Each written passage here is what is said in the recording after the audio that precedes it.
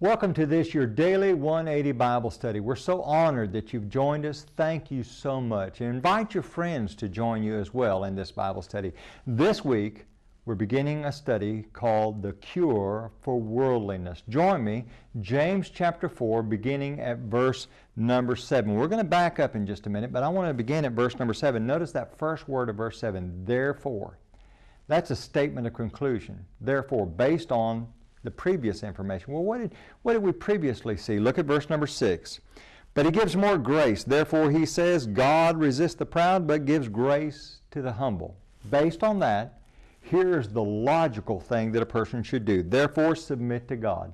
That's the logical thing to do. Resist the devil, and he will flee from you. Draw near to God, and he will draw near to you. Cleanse your hands, you sinners, and purify your hearts, you double-minded. Lament and mourn and weep. Let your laughter be turned to mourning and your joy to gloom. Humble yourselves in the sight of the Lord, and he will lift you up. I want you to think about this as we think about the disease called worldliness. Last week, we talked about how horrible it is to have this disease called worldliness.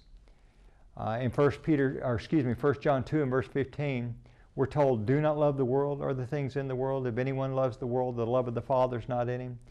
In verse number 4 of James 4, we're told that if we are a friend of the world, we're an enemy of God. It's pretty serious, isn't it? I want you to imagine that a man sits down with his doctor, and his doctor says, we've done all the tests, and it is conclusive. You have a very rare form of cancer, and we must begin aggressive treatment at once. I have all the information, all the data. You can take it to another doctor if you like, but you need to do it immediately. Get all the opinions you want, but do not delay. We need to deal with this immediately. If we deal with this immediately, we can cure this disease. The patient says, well, I'm not really concerned about it. I don't think it's that big a deal. It's not really a problem. I can take care of it. I think I'll just go on my life and do as I please.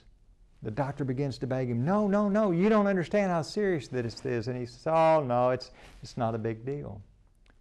I think that's the case with many people in their life.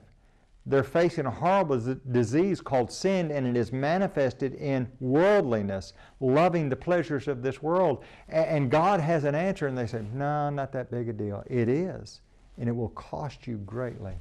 Join us again tomorrow for your Daily 180.